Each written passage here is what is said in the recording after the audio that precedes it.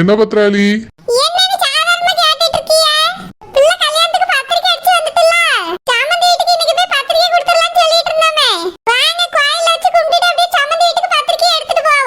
நம்ம மட்டுமா?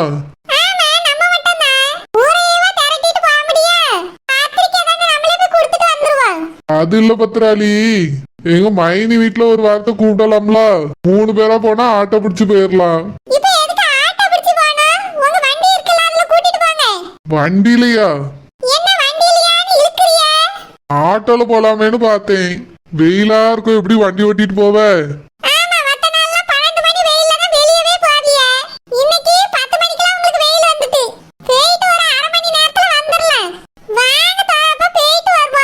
சரி, எங்க அண்ணன் வீட்டுல போய் ஒரு வார்த்தை சொல்லிட்டு எங்க மைனி வராவலான்னு கேட்டு பாத்துட்டு வந்துருக்கேன். எதுக்கு இப்ப வேண்டாங்க? அப்படியா? கேட்டி என்ன சொன்னவ? சரி, இருந்தாலும் நானும் மரியாதைக்கு ஒரு தடவை போய் கேட்டு வரேன்.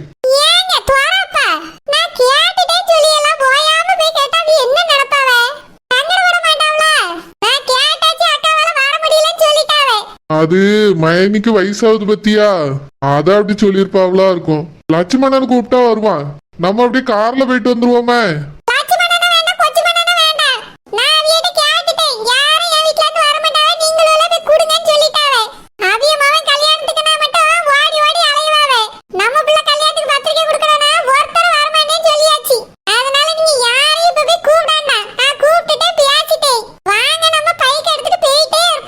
இல்ல பத்ராளி, எங்க அண்ணன்ட்ட ஒரு வார்த்தை.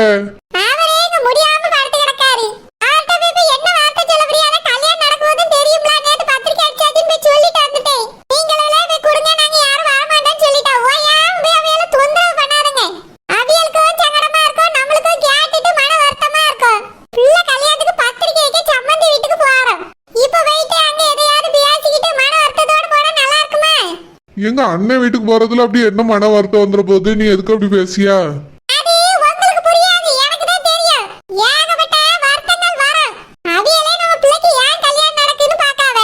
என்ன பேசுற பத்ராளி? எங்க அண்ணன் வீட்டுல உள்ளவியா இருக்காதுலயாவது விழுந்துற போகுது. எதுக்கு நீ இப்படி பேசியா? நிச்சயத்தை எவ்வளவு கிராண்டா பண்ணாவ. அவிய கல்யாணம் நடக்க கூடாதுன்னு நினைப்பாவளோ?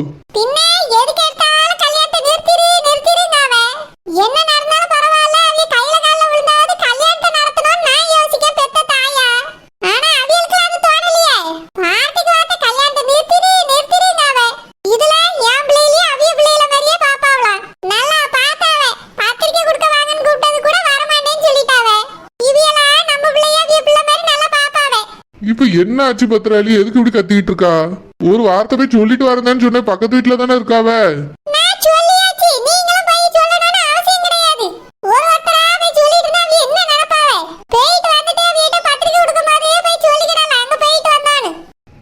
சரி சரி, வா போவோம். மா, வேலைக்கு போயிட்டு வரேன். பெரியதுரை, இப்பதான் வேலைக்கு போறியோ? எங்க கூட வா, சம்மந்தி வீட்டுல போய் பத்திரிக்கை கொடுத்துட்டு வந்துருவோம். இல்லப்பா, எனக்கு வேலை இருக்கு. எல்லாத்துக்கும் வேலை இருக்குன்னு சொன்னா நாங்களே ஒத்தையில அலைய முடியுமா? வா, போய் பத்திரிக்கை கொடுப்போம். இப்பா, ரொம்ப முக்கியமான வேலை இருக்கு. எந்த வேலையா இருந்தாலும் பத்திரிக்கை கொடுத்துட்டு வந்து போய் பாரு.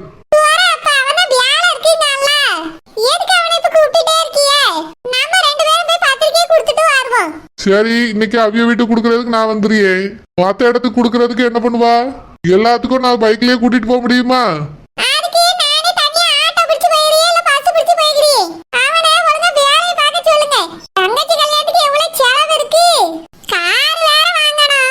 என்னது, காரா?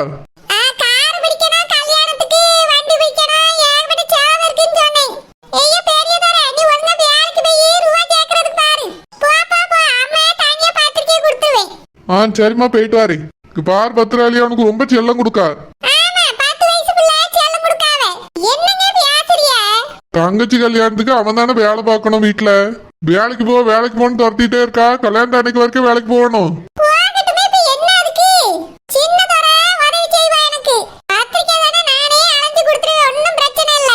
அப்ப இன்னைக்கு நீயே போயிட்டு வர வேண்டியதானே?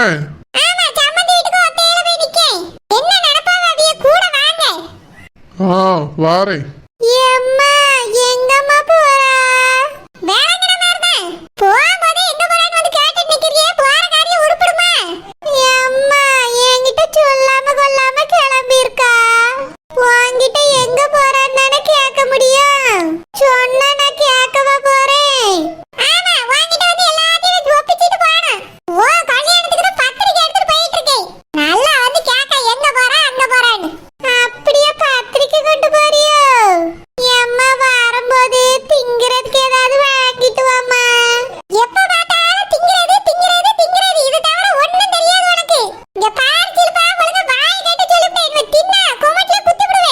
பத்ராளி எதுக்கு பிள்ளைய அப்படி பேசியா?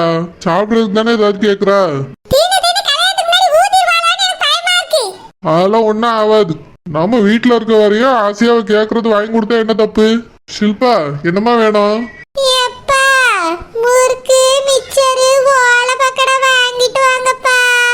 ஆ சரிம்மா. பத்ராளி நான் போய் வண்டி எடுக்க.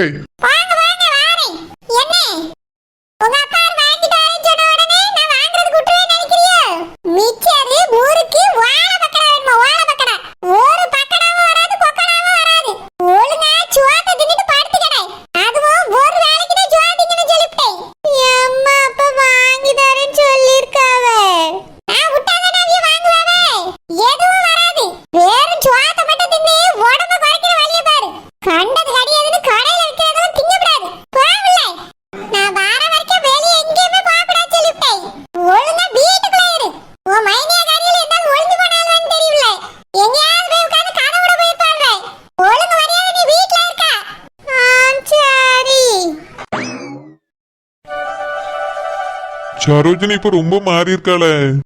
அவளோட திடீர் மாற்றத்துக்கு என்ன காரணமா இருக்கும்? ஒரு சமயம் என்னைய மனசார ஏத்துக்கிட்டாலோ, இந்த வாழ்க்கையை நம்மளுக்கு போதும்னு நினைச்சிட்டாலோ, அப்படிதான் இருக்கும்னு நினைக்கேன். ஆனா பிரிஞ்சிடணுங்கிற மாதிரி தானே பேசிக்கிட்டு இருந்தா. அவைய வீட்டுல போய் பார்க்கும்போது அழுதுகிட்டு உட்காந்துருந்தா. அவளுக்கு அங்க இருக்கிறதான் பிடிச்சிருக்குன்னா சந்தோஷமா தானே இருந்திருக்கணும். எதுக்கு அழணும்? ஒரு சமயம் நம்ம வீடு அவளுக்கு பிடிக்க ஆரம்பிச்சிட்டோ, அதனாலதான் வீட்டுல எல்லா வேலையும் அவளை இழுத்து போட்டு பார்க்காளோ. என்கிட்ட இப்ப நல்லா சிரிச்சு பேசுறா. எனக்கும் அவ இந்த மாதிரி இருக்கிறதுதான் பிடிச்சிருக்கு. யாமினிக்கும் கல்யாணம் ஆயிடுச்சு, அவளும் இந்த வீட்டுக்கு வந்திருக்கா. அவ என் தம்பி பொண்டாட்டி. அவளை பத்தி என்ன நினைக்கிறதே தப்பு. நினைக்கவும் மாட்டேன். நம்மளுக்குன்னு ஒரு வாழ்க்கை கிடைச்சிருக்கு.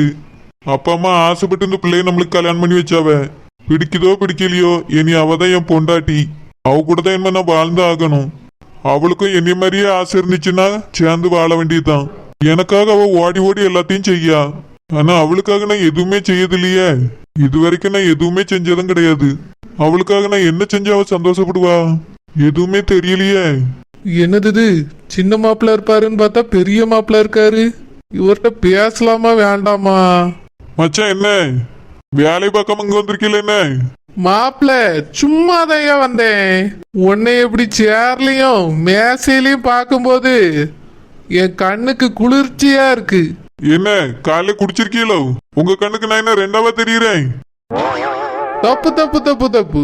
நான் குடிக்கவும் இல்ல, எனக்கு ரெண்டாவும் தெரியல. மேசைக்கு முன்னாடி நீ உட்கார்ந்துருக்கத பார்க்கும்போது ரொம்ப சந்தோஷமா இருக்கியா? என்னது மேசைக்கு முன்னால உட்கார்ந்துருக்கனா? மாப்பிள்ள மேசைக்கு முன்னாலேயோ பின்னாலேயோ நீ உட்கார்ந்துருக்கத பார்க்கும்போதே சந்தோஷமா இருக்கியா? சரி சந்தோஷப்பட்டீங்களா? போதும், போய் உங்களுக்கு தந்த வேலை பாருங்க. மாப்பிள்ள வேலை தான் தினமும் செய்யறமே, அது கிடக்கு. என்னது அது கிடக்கா? வேலை தான் முக்கியம். ஒழுங்கா போய் வேலை பாருங்க சொல்லிட்டேன்.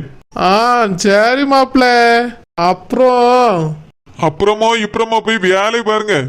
ஆ சரி மாப்பிள்ள சரி. இவன்ட்ட கேட்கலான்னு பார்த்தா இவன் வேலைக்கு ஆக மாட்டான் போல இருக்க. வேலைய பாரு நான் சரியான வேலைக்கு பிறந்தவன். மச்சான் மாப்பிளே சொல்லுங்க மாப்பிளே சொல்லுங்க. மச்சான் அது ஒரு பொண்ணுக்கு ஒரு கிஃப்ட் வாங்கி கொடுக்கணும். பொண்ணுங்களுக்கு என்ன பிடிக்கும், என்ன வாங்கி கொடுத்தா சந்தோஷப்படுவ? பொண்ணா? யார் மாப்பிளே? ஃப்ரெண்டா இல்லனா காதலியா?